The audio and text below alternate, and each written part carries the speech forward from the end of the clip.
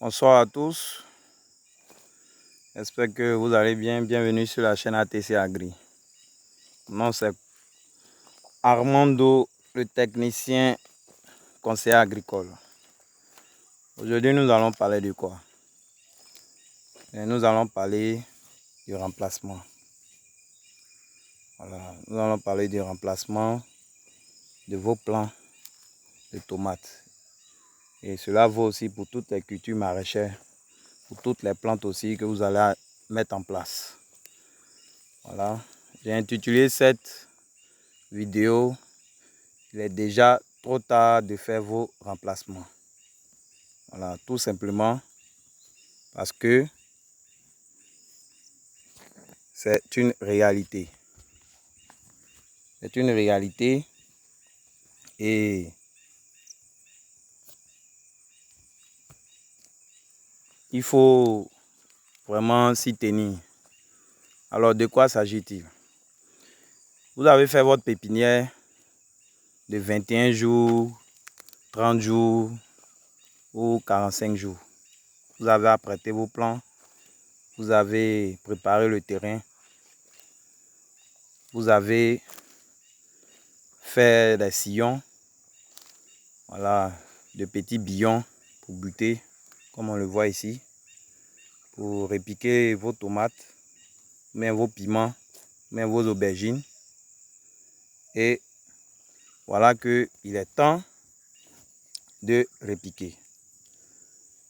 Vous avez répiqué et vous avez pris soin de choisir les plants les plus vigoureux qui sont présents sur votre pépinière.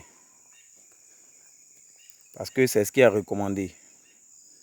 Voilà, quand on fait la pépinière, il y a toujours des plants qui devancent les autres. En termes de croissance, en termes de vigueur. Et ce sont eux les premiers qu'il faut sélectionner pour aller sur le terrain. Et si vous ne prêtez pas attention, comme je le dis souvent, celui qui veut faire les cultures maraîchères doit être prêt à se rendre sur sa parcelle tous les jours. Et même si vous êtes, je dirais, un financier ou bien un investisseur, vous devez vous assurer que ceux qui suivent votre projet soient sur la parcelle tous les jours. Parce qu'en culture maraîchère, les événements, ce qu'on appelle les événements, tout ce qui peut se produire sur la parcelle, c'est tous les jours qu'il faut être présent pour pouvoir l'observer. Et il se trouve que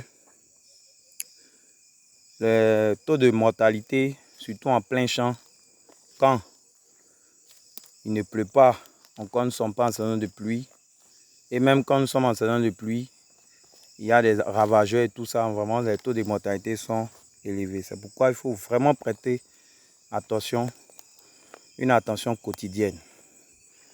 Et pour ce qui est de notre sujet de ce jour, il faut savoir que